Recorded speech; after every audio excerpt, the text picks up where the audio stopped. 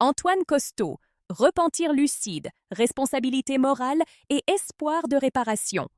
Le témoignage de l'esprit Antoine Costaud, présenté dans la deuxième partie du Ciel et de l'Enfer, est l'un des récits les plus percutants, car il révèle avec clarté le mécanisme des peines morales selon le spiritisme. Il montre que la souffrance spirituelle ne naît pas d'une condamnation externe, mais de l'éveil de la conscience face au mal pratiqué, lorsque plus aucune masque, justification ou échappatoire n'est possible. Antoine Costaud se manifeste dans un état de profonde souffrance morale. Sa lucidité est totale. Il se reconnaît comme auteur d'actes graves, admet sans réserve sa responsabilité et comprend que sa condition actuelle est la conséquence directe de ses choix.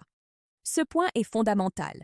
Il n'y a ni révolte, ni déni, ni tentative de se poser en victime. Il y a une conscience claire de l'erreur. La psychologie profonde moderne aide à comprendre cet état. Lorsque la conscience ne peut plus se défendre par des mécanismes de rationalisation, le contact avec la culpabilité réelle émerge avec force. Contrairement à la culpabilité névrotique, imposée de l'extérieur, il s'agit ici d'une culpabilité éthique, qui naît de la reconnaissance interne d'avoir causé un dommage conscient à autrui. Ce type de culpabilité exige élaboration et réparation, non répression. Le spiritisme clarifie que la souffrance d'Antoine Costaud n'est ni éternelle ni inutile. Il souffre parce qu'il perçoit, avec une extrême clarté, l'impact de ses actes sur d'autres consciences. Cette perception s'amplifie après le décès, lorsque l'esprit commence à ressentir de manière empathique ce qu'il a causé. La souffrance, dans ce cas, a une fonction éducative, éveiller le désir sincère de transformation. La science moderne offre un parallèle important en montrant que le développement moral humain passe par la capacité d'empathie et de responsabilité. Lorsqu'une personne reconnaît pleinement le dommage causé, un processus profond de réorganisation de la conscience s'engage.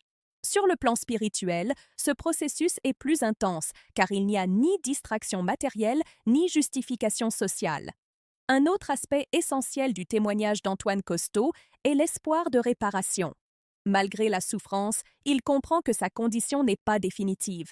Il reconnaît que le chemin vers la libération réside dans le repentir sincère, le désir réel de changement et l'effort futur pour réparer le mal pratiqué, même si cela exige de longs apprentissages. Le spiritisme enseigne qu'aucun esprit n'est condamné à l'échec éternel. Même ceux qui ont commis de graves fautes conservent intacte la possibilité de régénération. La justice divine n'élimine pas la responsabilité, mais ne ferme pas non plus les portes du progrès. La souffrance persiste tant que la conscience doit encore apprendre. Ce témoignage déconstruit définitivement l'idée de peines éternelles imposées. Ici, la peine naît de la propre conscience. Elle est proportionnelle au degré de lucidité et disparaît à mesure que l'apprentissage se consolide. L'enfer n'est pas un lieu, mais un état intérieur temporaire, soutenu par la conscience tant qu'elle ne se transforme pas.